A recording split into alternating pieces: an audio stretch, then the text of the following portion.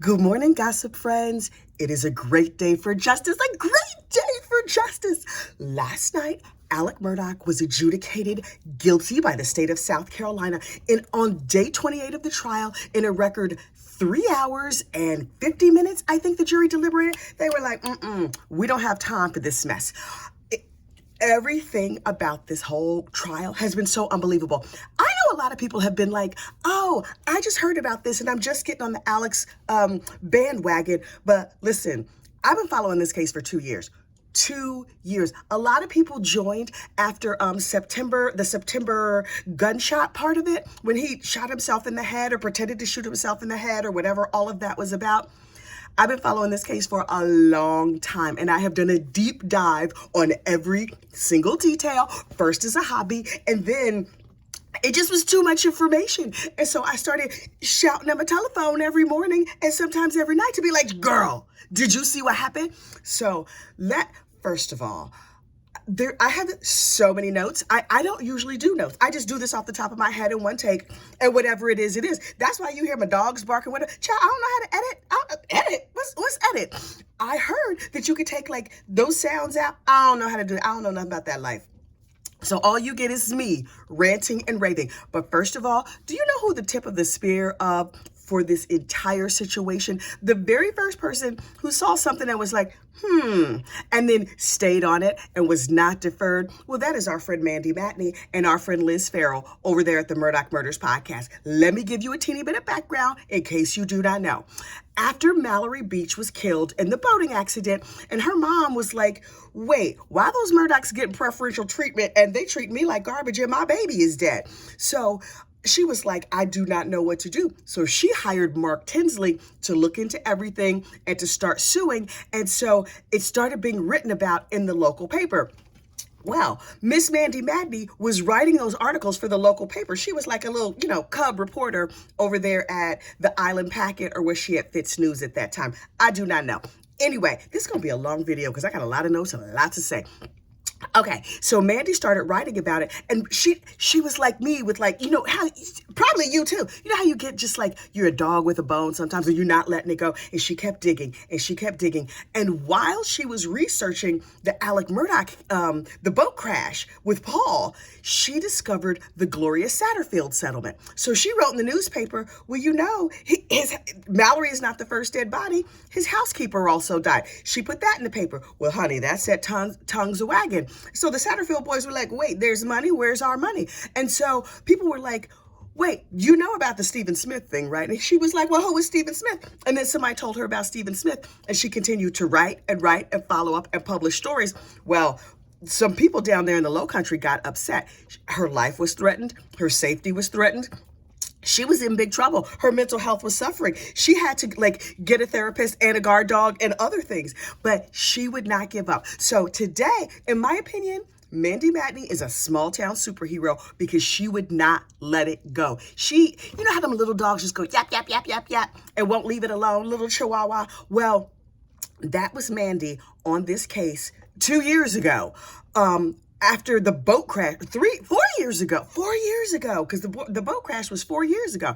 4 years ago, after the boat crash case, Mandy would not let it go. And the more she dug, the more crime she uncovered. And do not get it twisted. This is not the only crime. This is not even close to the only crime. She uncovered a world of crime. An entire crime syndicate, if you will. But because Miss Mandy would not let it go, here we are today. And I trust and believe more crime has been uncovered, and there is more to come on this. But I was going to wear my Mandy Matney small town superhero t-shirt, but I cannot find it. I wear it all the time, so it's probably in the laundry. So instead, I wore my Rosa Parks t-shirt because, look, you see that? It says, Rosa Parks, 1955. Excuse the girls because it's early and I don't wear foundation garments this early in the morning. Because Miss Rosa was like, this local mess is some mess. And they said, can you get out of your seat? She was like, nah. That was Mandy Matney. They said, would you stop reporting this case? And she was like, nah. You know who changes the world? Big mouth women. Big mouth women. I am one of their ilk. I have long strived to be a big mouth broad, and now I am. I mean, I kind of always was. It's not like I just started being a big mouth broad last week. My mama's a big mouth broad. Her mama's a big mouth broad. I hope you're a big mouth broad too, whether you're a man or a woman. I hope you're a big mouth broad, and I hope you are raising some big mouth broads. Everybody needs to advocate for themselves. You do it for yourself, and you teach your kids. So here's the thing. After Mandy was threatened and followed, and all these terrible things happened, and then the case started picking up, well, folks started paying attention. And then she made her little podcast, and it was terrible in the beginning, and then it got much better. Now, Netflix is making a movie of her life. All through this trial, Netflix people have been following her and Liz Farrell around, and soon, oh Lord, my throat's dry. Soon, they will put out a scripted drama about the Mandy Matney story, Small Town Superhero. I hope that's what they call it. They probably won't. I'm sure it will have Murdaugh in the title someplace, or like Mandy Matney, the girl who toppled Murdaugh. I do not know. She's not a girl. She's a woman. But anyway, oh my God, I'm going to have to pace myself or I'm going to burn myself out. I'm unlikely to pace myself though. Okay, so on the streets of South Carolina, of Walterboro, I am getting reports. I am hearing word. Oh yes, I have people everywhere. Mostly I'm nosy and I do a deep dive. You know what's funny? Now that the national media is on this case, they're reporting all types of things that are inaccurate, not true, false, or skewed. But we know this, right? Like they get the broad strokes mostly right, but the fine detail, not so much. I've had a couple members of my family who were crime victims. Like when I was a teenager, my uncle somebody came into where he was and they robbed the place and he was murdered. It was horrible. But that crime was solved through Crime Stoppers. Isn't that crazy? So Crime Stoppers really works. You should support them.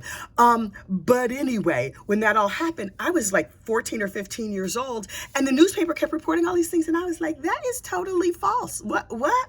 They got the broad strokes. The guy went to prison. That was all fine. And then back in 2001, my uncle died of anthrax poisoning. That sounds fake, right? It sounds totally fake. It's not.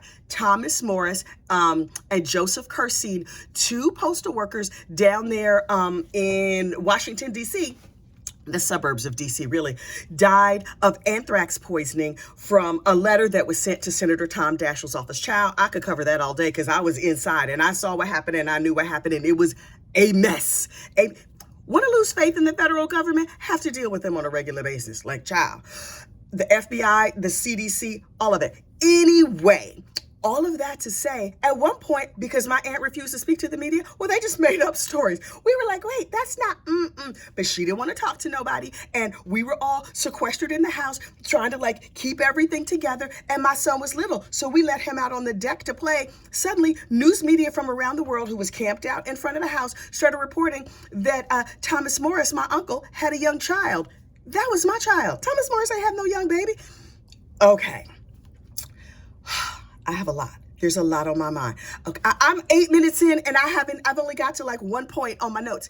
Anyway, so what I'm hearing on the streets is that in South Carolina, when they heard that there was a verdict all over the state, in bars and restaurants and whatever, a hush fell over the place. All the TVs were tuned in. And then when the verdict came back as guilty, people cheered loudly. Yay! Like, listen, anytime there's a verdict, I freak out. Were you here for Russell Laffitte? When I heard there was a verdict, I was so flummoxed, I dropped my phone. The first video that I made was not even usable because I was fully hysterical. And I never do 2 takes because, I ain't got time for that. These are long enough. I have things to do. But anyway, the good people of South Carolina seem to all be thrilled with what has come down. Now, Buster, what happens to Buster now? Win or lose, whether we love Buster, whether we hate Buster, whether we think that he has a secret life going on, I don't know. Shout out to Buster and his fine girlfriend, Brooklyn White. Ooh, maybe I shouldn't use her last name. Young Brooklyn. His life is ruined. And not just a little bit, y'all, like hardcore. How much therapy? Okay, so your mother has been murdered by your father. Your brother has been murdered by your father. Prior to that, you lived in the house with alcoholic parents certainly an alcoholic brother. Maybe he's an alcoholic, an opioid addicted father. Like, he needs help, y'all. Does Buster have a better help code? Does he have a therapist living with him? Like, I would need therapy now and forevermore. And so I just saw Ashley Banfield say, well, Buster has been supporting his father the whole time, and I wonder if he will continue to support his father. Let us be abundantly clear. Buster has said out of his own mouth, do not assume that I am supporting my father. I do not want to see it written anywhere that I am supporting my father. Okay, Buster. Okay, we gonna take you at your word. I suspect that and listen, and now I'm just making stuff up. I think he'll probably stay close to his uncles and them, but I would assume that he would lean closer to his mama's side of the family. But listen, when you grew up with all these people, it's all just family. It's all just your family. That poor boo-boo. Listen, he's going to need an ACOA meeting. He's probably needs some AA. He's going to need a whole lot of therapy. And he's going to need one of them prepaid phone calls to call his daddy in prison if he chooses to call. And I think you can email people in prison. Maybe he'll just email, because frankly, I would not want to lay my eyes on that sucker again. So I am told eyes in the courtroom are reporting that Alex stood there all stoic or whatever, right? You saw it when they read the verdict. He just was like, I am a statue now. But then when he turned around for them to slap the cuffs on, I'm told a tear ran out of his eye. Let us be clear. That was a tear for Alex Murdaugh. That was not a tear for anybody else. He was weeping for himself because he could not believe he got caught. So I'm told a tear ran out of his eye, and he mouthed to his son, I'm sorry, I love you. Okay, you know what loving me looks like? Not killing my other family members. I'm just saying. But Alex's tell, we know what his tell is. He nods with his head and then says something else with his mouth. Last night, when the verdict was read, when the first verdict came down, they said guilty. He slowly nodded his head yes. Go back and watch the tape. He knows the jury got it right. Is he willing to admit that to himself? Will he reform his life in prison and become a new person? Doubtful. I suspect that if he does not unalive himself, which a real possibility because he only loves himself and he's a total narcissist, I think he'll thrive in prison. I think he'll do great. Like, I think that he will be with his own people. He's going to be running a cell block. He's going to be giving legal counsel. He probably will teach a crime class, not how to get away with crime, because clearly he did not. I think he's going to be like, okay, this is what you could do. He's probably going to become a jailhouse lawyer. But will he have to like scrub toilets or cook in the kitchen, or I don't know what other jobs they have? Oh, the law library. He might be over at the law library, because even though you're a criminal, that does not mean you lose all your skills. Like, excuse me. If I went to prison, I would probably be podcasting. I do not plan on going to prison. Do not get it twisted, because first of all, I'm not a criminal, so there's that. But no, nothing about prison appeals to me, and it shouldn't appeal to you either. So let's talk about this jury, right? How did this verdict come back so fast? They've been looking at stuff for weeks and weeks and weeks, 6 weeks, 28 days. They sat here and had to listen to all the madness. And because some of the jurors had slept or nodded off or seemed bored during the presentation, I was like, I wonder what that means. Does that mean they've already decided? Does that mean they've heard enough? Somebody said to me, I was listening to a different podcast, and they said, down in South Carolina, the lies alone might have cooked his goose, right? Because everybody's mama and grandmama raised them like, oh, well, if you'll lie, you'll steal. And if you'll steal, you'll kill. And I was taught that as a child in Indiana as well. But I was taught that just to teach the lesson of, you start off small, it gets bigger. So don't start lying to me. So who ate the last of the cookies? And I was like, okay, I don't want to be a murderer. Yes, I ate all the Keebler's Fudge House cookies. And then my mama got a wooden spoon and wore my behind out, because that's how that went down in the 70s. But anyway, the lying probably did him in. So much lying. And did you see the pictures of Buster when Alec gets on the stand and he admits that he was at the kennels? Buster just sat there with his face in his hand. I can't imagine. But anyway, we're talking about the jury right now. The vote, the very first jury vote, because you go in, you sit down, they give you all the paperwork, they give you all the exhibits. The very first vote, 11-1 for guilt. So listen, they ain't have long to go after that. If 11 people were like, yeah, child, he did it. Listen, I'm about to put a casserole in the oven. I got things to do. I need to get back home to my kids. I got a report due tomorrow. 11-1. Okay, so they knew right away, oh, this sucker is going down. And then the alternate juror, she was the odd one. Remember, people were talking about the odd juror? It was cold in the courtroom, right? At one point, she put a blanket over her head. And then when they played some of the sound, like the tapes and stuff, she was putting tissues in her ears. She was an oddball. Might she have hung the jury? It's probably, you know what though? If she had like a malleable brain, they might have just not manipulated, but they might have just talked her into guilty. That one holdout was probably like, we gonna get dinner? Can we get dinner? Because I think I can get to guilty if I could get a steak sandwich. And when they let it be known that like, no, y'all not getting dinner? You getting some snacks and possibly coffee. That heifer was like, oh, no. Okay, yeah, I'm with you. I'm with y'all. He's guilty. How long is it going to take us to fill out this paperwork? Because we going to go get us some ribs after this. Like, no dinner? I would have convicted too. We're not coming back here tomorrow. We don't need to do this tomorrow. Those jurors probably get a nice long weekend. And you know, early on after 3 weeks, one of the jurors was like, Judge, I can't stay. My boss said 3 weeks, I cannot stay. I wonder if Judge Newman wrote a note. Did he call? Can you get a note from the judge? Is that note then very valuable? Signed by Judge Newman himself? Ooh, treasures from the trial. But Judge Newman mentioned him yesterday when he was talking in court after like they took Alec out and everything. He was like, thank you to all the jurors and to the one juror who was about to lose his job. And by some miracle, you were able to stay. You know what that miracle was? That miracle was a nationally televised trial. And Judge Newman, what employer wants to be like, yeah, it was our company who made the dude leave the trial and now Alex is free. Nah, that employer was like, I got good business sense. I got a business. Now he can stay. He can stay so we can all celebrate when he comes back because the Ozark of this whole trial. Have y'all watched Ozark? I've been talking about Ozark since forever.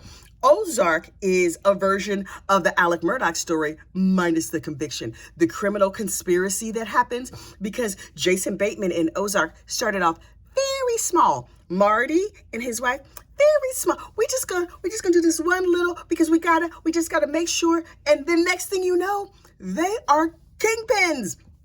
That show is so good. That show is so good. You should go watch it. Okay, today they're gonna have victim impact statements, and then the judge will make his little speech, and then he's going to LWOP Alec. So LWOP is life without the possibility of parole. That's what he's going to get, right? He's not going to get anything. I mean, Alex is 50 years old. Minimum sentence is 30 years. It's a life sentence regardless. But what happens if you get just like the 30 years, then sometimes they could take time off if you good. Like you helped a puppy, you didn't shank nobody. I don't know what counts as good behavior in prison. But if you behave, then sometimes they let you out a little bit early. But if they LWOP you, then you have no possibility for parole. Just get comfortable with your dinners of bologna casserole and hand jobs because that is what they serve down there. He gonna get LWOP'd, right? Life sentences run concurrently. So if he somehow dies and comes back, you gonna get another life sentence after that. That's what needs to happen. And then for the weapons charges, I think they add 5 years. Okay. Okay. The 5 years runs concurrently, so it really doesn't matter. There will be appeals, but these appeals are going to fail. That's just pro forma. That's just milking the Murdaugh family for more of their money. They're just going to gather up all of Alec's retirement funds and be like, thank you so much. Now we are building cabanas by the new pool that we just got put in on that Murdaugh money. And then, hang on. Y'all know I'm just getting over laryngitis, right? I'm over here running my mouth and fighting the good fight. I want to know what Judge Newman's thoughts are. What does he think, right? There's going to be victim impact statements. Who will speak on behalf of Alex? Will it be his brother, John Marvin? Will it be his sister? Does anybody still like him? Will everybody just get up there and be like, he's garbage? I am dying to hear the victim impact statements. Oh, I hope my boss works from home tomorrow. I finished one big project yesterday. I'm starting another big project at my job today. And I'm like, I need everybody to leave me alone. Yes, I'm going to work my way through these files. Yes, I'm going to work on these numbers. I need everybody to commence to shut the hell up and don't ask me for nothing. Don't ring my phone. Don't send me an email. Don't talk to me about a thing. I'm going to need everybody to let me listen to the victim impact statements. I want to hear from Miriam Proctor, Maggie's sister, what she got to say. And what sermon is Judge Newman going to preach? Because you know, Brother Newman, he's going to get up there and break it down. He will. Newman, in all of your wisdom, what say you, Your Honor? I am there for it. And then I will rewatch it several times. And then I will rewatch the reactions in the courtroom because that's how I get down. At the table last night, at the defense table, John Marvin was not in the courtroom. And there's some other key family members that were not in the courtroom. And so I was like, where are they? And then I heard word that the defense attorneys had somebody on FaceTime. Can you do that? I thought they couldn't even bring their phones into court. Maybe they pre-cleared it because if you recall, John Marvin lives 2 hours away or something. Maybe it was him on FaceTime. As the whole rest of the state cheered, what did he and his family do? Were they crying? Were they happy? What happened? I kind of need to know. And last but certainly not least, Stephen Smith. Are we going to get justice for Stephen Smith? Did Buster have anything to do with the death of Stephen Smith? Listen, Paul Murdaugh was not a good dude. He wasn't. He was a human being. He was a young man. I was a mess as a 22-year-old. A mess. This is me tamed and pulled together. Can you imagine all of this energy drunk and unpulled together with nothing to lose? Child, it was not cute. It was not cute at all. I didn't murder nobody though. I just was reckless and ridiculous. Oh my God, it was so fun. Anyway, I had to get my life together. At the young, tender age of 27, 28, I got my act together. First I got pregnant because I was out in these streets being reckless. And once I was pregnant, I was like, oh, I'm gonna need to get my life together. And I got a job. I already had a job. I got a better job and I got some health insurance and I bought a house and I was like, I got my whole situation together. At the tender age of 28, young Paul was 21, 22. What were you doing when you was 21, 22? I was wilding all the way out. I sincerely hoped that Paul would get his act together, but he did kill Mallory Beach, right? And he was somewhere in the mix with Stephen Smith. Will we have justice for Stephen? That is what's next in my mind. Now, what is actually next? I do not know. What happens with Alec Murdaugh and all of his drug connections and the whole drug empire that he's been over? What happens with all of that? We just gonna have to wait and see because I personally do not know. People have been asking me what court case is next. Again, I do not know. I don't know. I'm going to see what moves my spirit. People have suggested Brian Kohlberger. That case is so sad. Unless this case was sad too, but there was so much dish involved. I was like, child, and then what happened? And then what happened? That dude just seems like pure evil. He stalked some people and killed them innocently. He didn't even know them. There are certain cases that just don't speak to me. I do not know if that one will speak to me. Now, if there's a wacky side character, well, child, I'm there. I'm all over it. The heifer who put her boyfriend in the suitcase and zipped him up and then let him die and was like, oh, did I do that? Now she is ripe for a gossip, rumor, and innuendo following, but we'll see. Also, Jade Jenks, now she has already been convicted, but so much about that story is crazy. That's the lady who killed her stepfather and said he died accidentally. Okay, so you found him dead, and then you wanted to, didn't want to get in trouble for it, girl. Why would you be in trouble if you found him dead? So you put him in your trunk?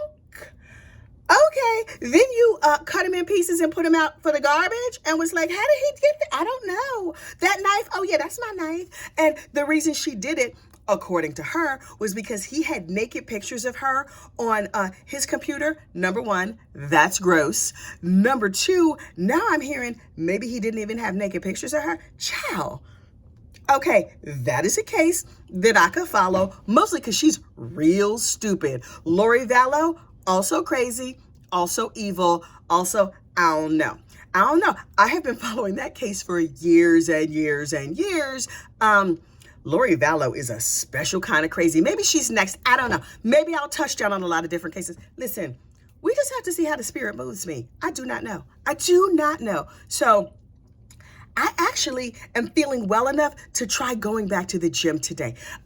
Yes, I'm probably going to be out of breath and my throat is still very dry. Can you walk on the treadmill with a popsicle? Because these popsicles are really giving me a lot of healing for my throat. But I don't know if it's a good look for me to be on the treadmill with a popsicle. Normally I'm on the treadmill with a cup of coffee. Because who am I without coffee? Although I'm kind of like this uncaffeinated. So, and I only drink half calf. Can you imagine if I drank like espresso or flat whites or something fully caffeinated? I would not be able to sit in this. I would be like, I don't know what's going on. Okay, friends, today we hear victim impact statements. And then tonight, after victim impact statements, I will be right back here in my living room, probably still dressed in my fancy work clothes. Y'all see me clean up. I clean up cute, right? Right? I do my hair. I put on some makeup. I pull myself together. From time to time, I pull myself together. Listen, thank you, all of you, for following me and this madness. Because honestly, everything on this channel, in my opinion, is mess. It's mess. It's just me, a nice lady from New Jersey, shouting at my iPhone early in the morning. And the comments, the feedback, the love that you have given me, you don't know me. I'm ridiculous in real life too. Like, it's bad. It's bad. But I'm making it work for me. Thank you, thank you, thank you to all of my gossip, rumor, and innuendo fans. This is not our last trial. We're going to be back here together soon. We just don't know what we're covering yet. But first, victim impact statements. So I'll see you tonight. You have a great day. Bye.